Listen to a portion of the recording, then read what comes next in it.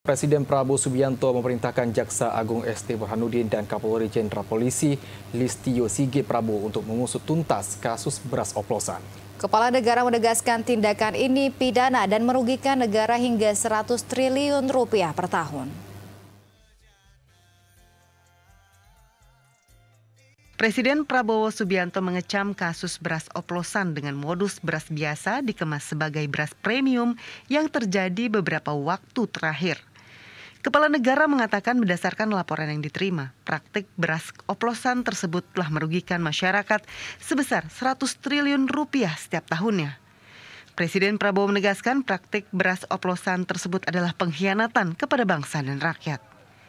Presiden Prabowo juga telah memerintahkan Jaksa Agung Sanitiar Burhanuddin dan Kapolri Jenderal Polisi Listio Sigit Prabowo untuk mengusut tuntas kasus ini. Hal ini diungkapkan Presiden Prabowo Subianto saat meresmikan program nasional Koperasi Desa Kelurahan Merah Putih di Desa Bentangan, Kabupaten Klaten, Jawa Tengah. Beras biasa dibungkus, dikasih stempel beras premium, dijual Rp5.000 di atas harga eceran tertinggi. Saudara-saudara, ini kan penipuan. Ini adalah pidana. Saya minta Jaksa Agung sama Kapolri usut dan tindak.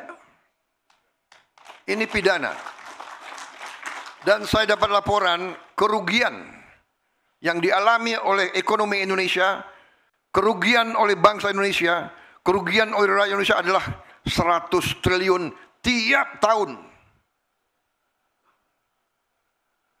Menteri Keuangan, kita setengah mati cari uang.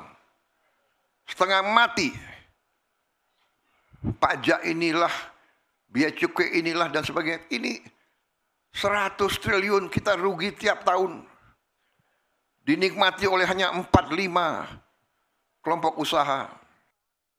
Menteri Pertanian Andi Amran Sulaiman mengatakan beras oplosan beredar di berbagai pasar hingga ke pasar modern.